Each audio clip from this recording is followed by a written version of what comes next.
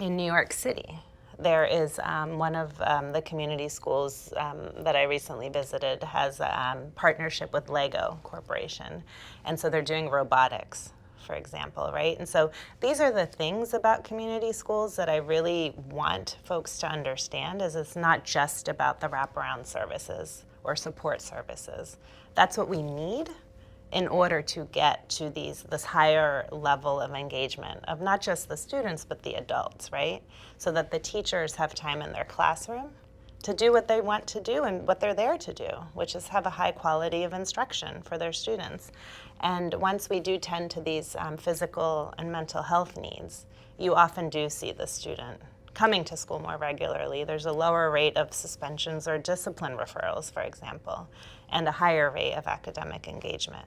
And it isn't, if we fix every student's teeth, for example, we're not gonna go from A to Z immediately, right? It's gonna take time in terms of the academic improvement. So it's not a silver bullet, but we really need to be mindful and take time to fully develop this strategy so that folks are owning it.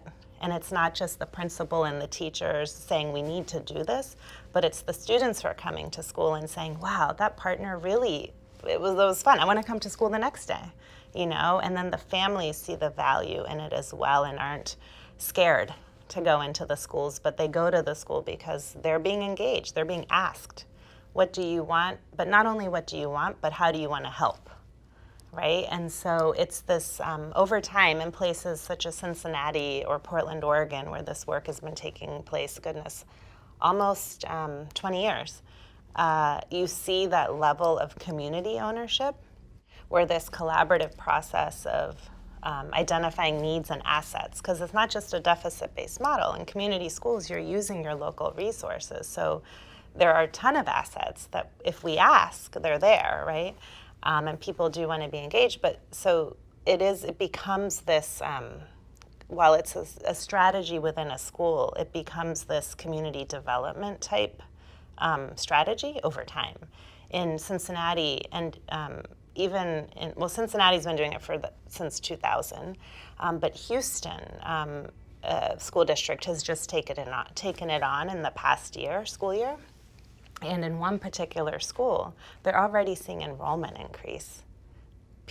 So it becomes, students and families want to go to these schools and stay in the community, and mobility decreases.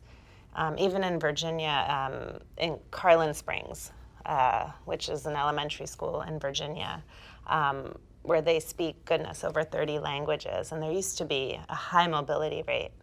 And the site coordinator and the principal, they've recognized, and after having conversations, why families weren't staying in the community. And the mobility rate has decreased significantly because families and students were able to find what they needed, whether it was a bank or mental health or physical health needs. They were able to find it within their school and have that relationship and trust.